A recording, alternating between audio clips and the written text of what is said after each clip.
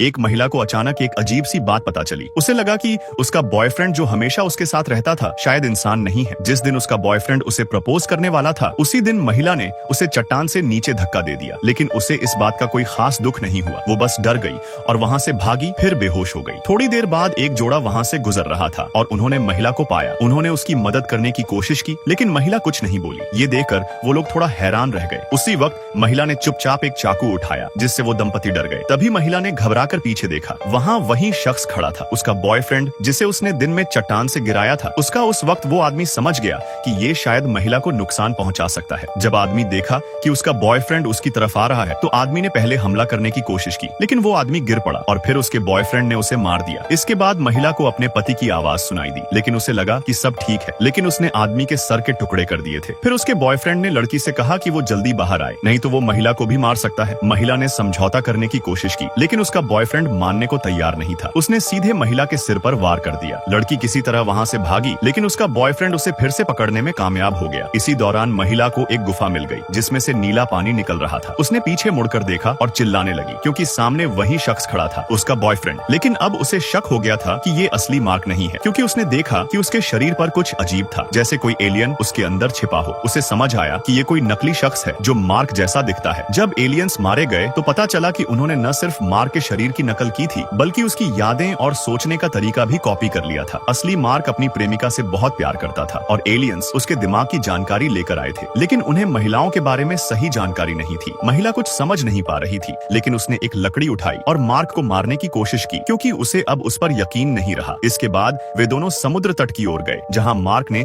उसे अपना स्पेसशिप दिखाया और कहा कि उसके बाकी साथी भी पृथ्वी पर आने वाले हैं। वह चाहता था कि महिला उसके साथ दूसरे ग्रह पर चले। महिला ने ऊपर से तो हाँ कहा लेकिन जब उसने देखा कि मार्क की कमर पर एक खंजर है तो उसने उसका फायदा उठाया। जब उसने वार किया तो खून बहने लगा और पास के समुद्र में शार्क्स को उसकी गंध आ गई। शार्क्स ने मार्क को खींच लिया। लड़की अब एक कार में बैठकर घर की तरफ लौट रही थी। रास्ते में उसने कार के रेडियो पर एक आवाज सुनी जो काफी अजीब थी क्योंकि मार्क अभी तक जिंदा था।